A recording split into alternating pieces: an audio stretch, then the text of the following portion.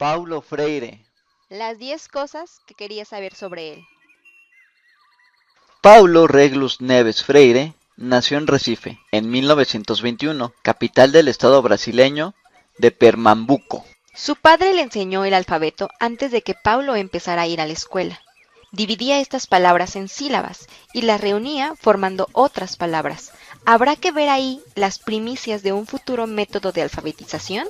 A la edad de 20 años empezó a estudiar Derecho, pero tuvo que interrumpir los estudios varias veces por razones económicas, al tener que ganarse la vida y contribuir a la economía familiar desde una temprana edad. El título de licenciado en Derecho permitió a Freire enseñar en las escuelas secundarias brasileñas. De 1944 a 1945 enseñó el portugués. Era además el abogado de un sindicato y daba conferencias sobre cuestiones jurídicas a los sindicalistas de los suburbios de Recife.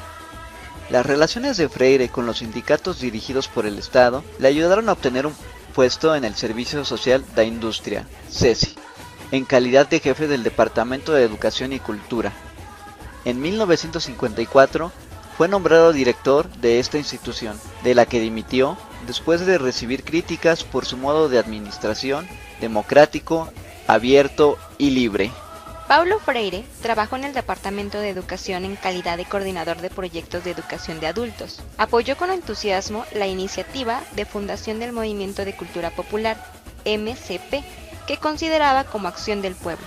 Ese sistema le valió el exilio en 1964, tras haber pasado 75 días en prisión, acusado de ser un revolucionario y un ignorante. Después de este episodio, pasó 4 años en Chile y 1 en los Estados Unidos. En 1970 se trasladó a Ginebra, donde trabajó en el Consejo Ecuménico de las Iglesias. En 1980 volvió a Brasil para reaprender su país. En 1989 fue nombrado secretario de Educación de São Paulo, el estado más poblado de Brasil. Durante su mandato, realizó una importante tarea para llevar a la práctica sus ideas, revisar el programa de estudios y aumentar los sueldos de los educadores brasileños.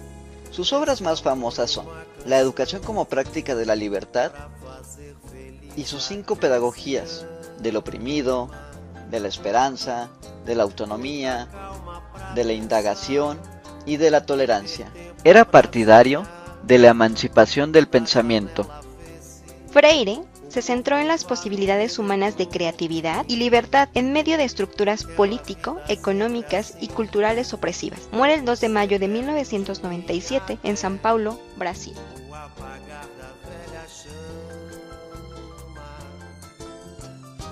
Freire realizó una crítica a la educación bancaria. No se trata de depositar los conocimientos en las personas, sino de sacarlos de ellas. Para ello impulsó el método de la palabra generadora, desde una pedagogía pensada en las personas marginadas y oprimidas.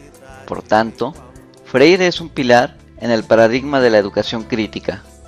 Paulo Freire visitó México por primera vez en 1968. Asistió a uno de los más importantes espacios de reflexión y teorización de América Latina, el Centro Intercultural de Documentación CIDOC, coordinado por Iván Illich en Cuernavaca. Paulo Freire volvió a México en julio de 1983 para una serie de diálogos con educadores y educadoras de este país. Uno de los objetivos de la visita era conocer y contribuir con el Instituto Nacional para la Educación de Adultos, INEA, que había sido recientemente creado con el fin de materializar una oferta educativa diferenciada para los trabajadores jóvenes y adultos. Asimismo, México facilitó la proyección del pensamiento freiriano en el horizonte hispanohablante y lo enriqueció con unas experiencias educativas rurales que echaban raíces en el proyecto revolucionario y en los saberes tradicionales indígenas. Solo existe el saber en la invención, en la reinvención, en la búsqueda inquieta, impaciente, permanente que los hombres realizan en el mundo, con el mundo y con otros. Búsqueda que es también esperanzada.